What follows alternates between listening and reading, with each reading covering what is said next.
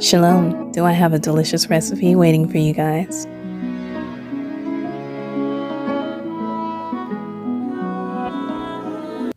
Welcome back. Since turkey is getting so expensive, and if you're trying to find an easier way to budget, I butchered a whole turkey just for you guys. If you guys want to see this, please go ahead and put it in the comment section below. Today we're only going to be using the turkey wing and the turkey drum. And with that, we're going to be adding seasoning salt, a little bit of onion powder, garlic powder as well too. In addition to that, we're also going to be using some black pepper. All the seasonings that I'm going to be using are definitely optional and will be in the description below. If you guys haven't already liked, shared, and also subscribed, I would strongly advise that you do so. Now back to the video. We're going to be using some garlic and herb Mrs. Dash, and also some complete seasoning. And you can't go wrong with some parsley flakes. Once you've added your parsley flakes, what you're going to go ahead and do is go ahead and massage those seasonings right into the meat. And once you have done so, you're going to put this in the fridge just to marinate for about 10 to 15 minutes. That gives us plenty of time to chop our vegetables, which I'm going to be showing you next, so keep watching.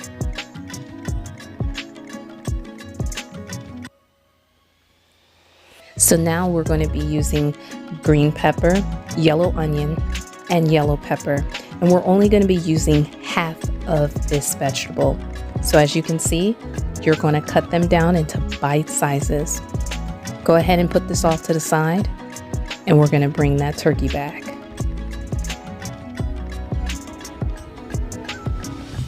Now that we're bringing back the turkey, what we're going to do is we are going to give it a quick sear by adding a little bit of olive oil to a skillet. Now you can definitely use some grapeseed oil as well too, or any oil of your choice. But the reasons why we're doing this is because we need to make a gravy.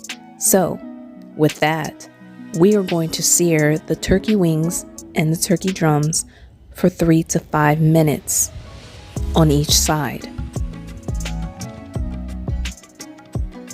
And you're definitely going to see what seasonings come off of this turkey. And if you're trying to figure out how to make a homemade gravy from scratch, this is it. Trust me when I say that. Keep watching.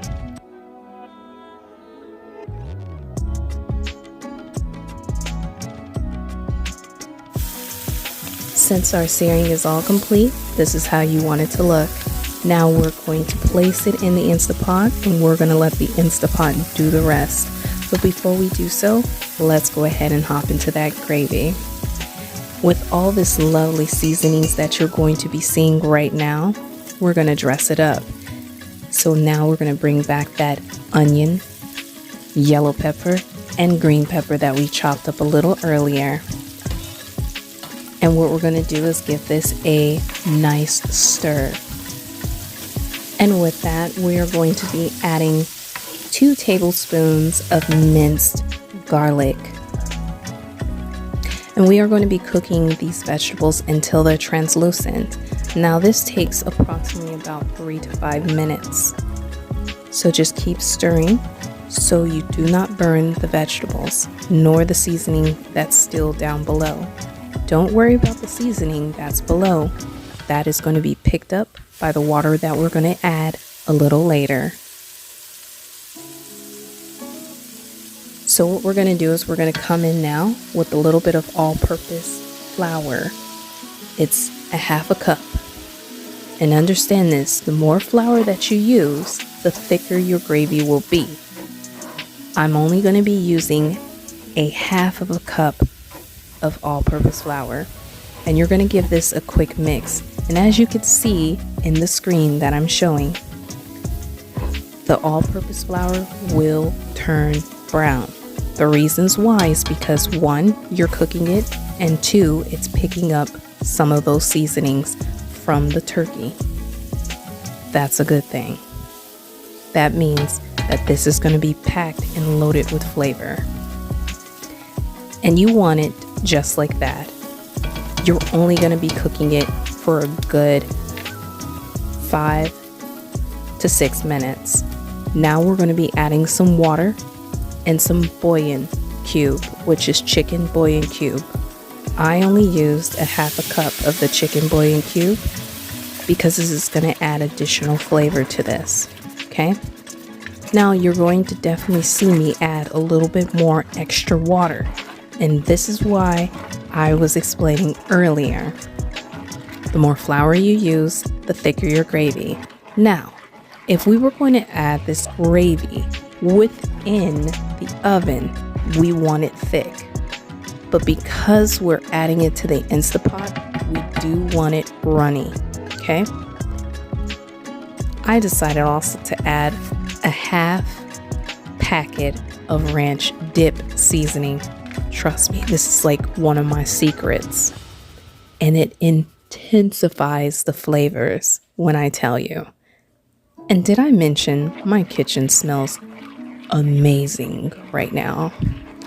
Now, if this does become hard to mix, which it becomes very lumpy, go ahead and use this utensil right here.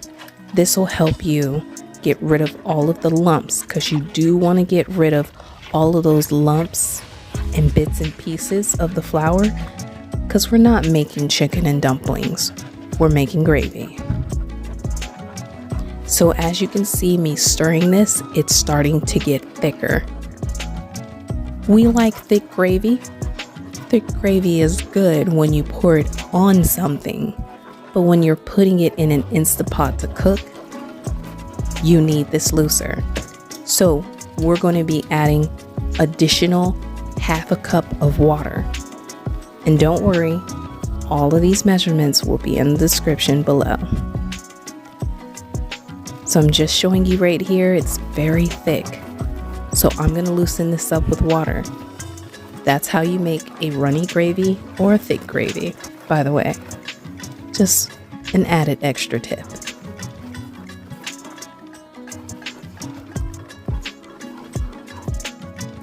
And you're only going to be cooking this gravy for approximately about a good 5 to 10 minutes on medium low. Go ahead and add that half a cup of water. And let's give this a mix. You do want your gravy to look just like this, okay? The reasons why is because it'll thicken up a little bit more once you put it in the Instapot. But for right now, we want it a little runny. Trust me when I say this, it doesn't lose its flavor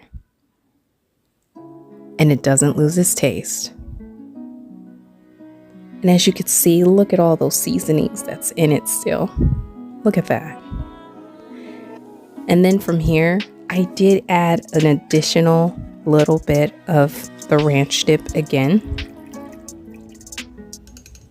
This is just going to add additional flavor.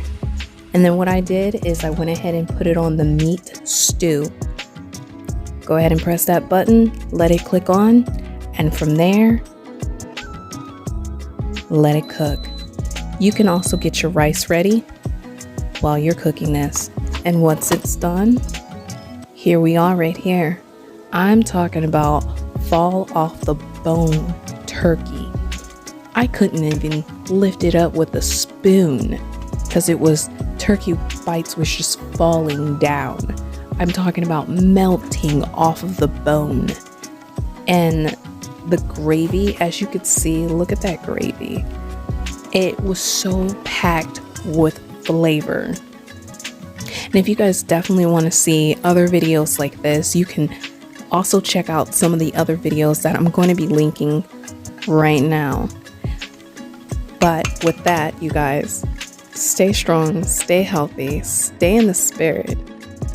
And with that, I will see you in the next video. Shalom.